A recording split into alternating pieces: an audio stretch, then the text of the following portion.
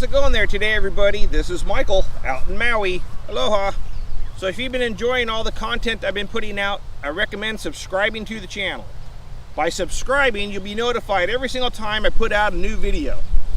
At the moment, I'm putting out 3 videos a week, straight throwing tutorials. So today I thought I'd just talk about breaking in a disc. I keep seeing videos people are posting and everybody's always talking about how to break in a disc. So I thought I'd give some input of what I think on how to break in a disc. So first, throw the disc. The more you throw the disc, the more hits the disc, it hit the ground and start getting, roughed up. Get out in the sun, throw the disc, will get the disc beat in faster. So if you don't really go out on the fields and practice, like I throw on the field all the time, so my discs get weathered. You can see like the whole top's missing. My discs get weathered really bad. All the tops are missing off the older discs, compared to the newer discs. But throwing the disc, is the best way to break them in. A lot of times if I get a new disc and I want to break it in, you could also just throw it more on the course.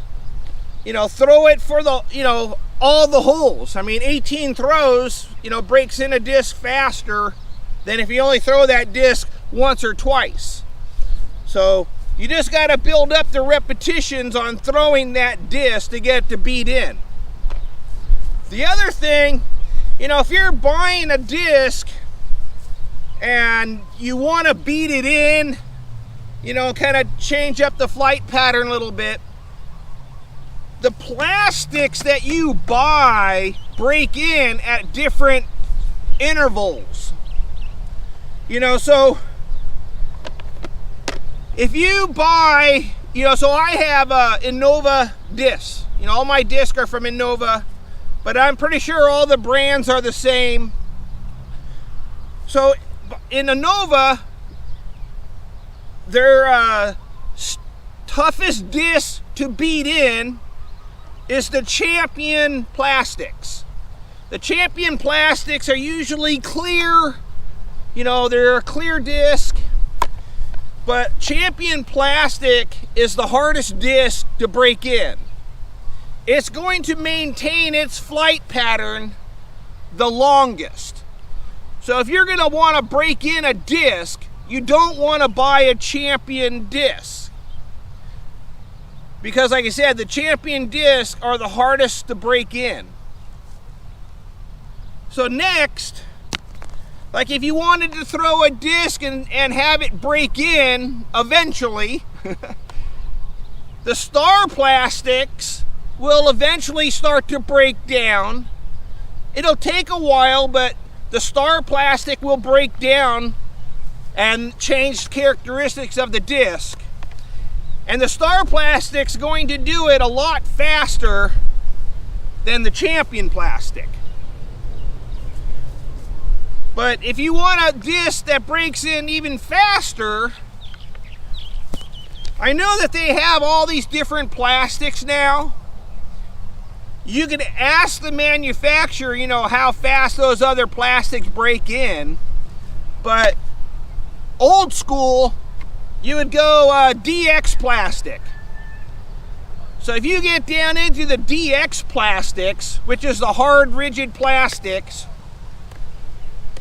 the DX disc will break in the fastest. So you can get yourself a new DX plastic, and within a year or so, maybe a year if you play it enough, it's going to break in really quick. It's the fastest disc to break in is the DX plastic. So when you're buying a disc and you want that disc to break in, you know, you got to buy plastic that breaks in, you know, maybe quicker. If you want the disc to hold its line, you know, hold that shape, you know, the disc shot shape, I guess. If you want a disc that's going to hold the shot line, you know, then go Champion plastic. So, but so that's just something to ponder, you know, if you're wanting that disc to break in, you know, to what plastics you buy. You don't want it to break in, you got to get the, you know, the higher end plastics. So, anyway, so like I said, the best way to break in any disc is just got to throw it, you know, just make it your #1 throwing disc and it'll break in quicker. So anyways, this is Michael out in Maui.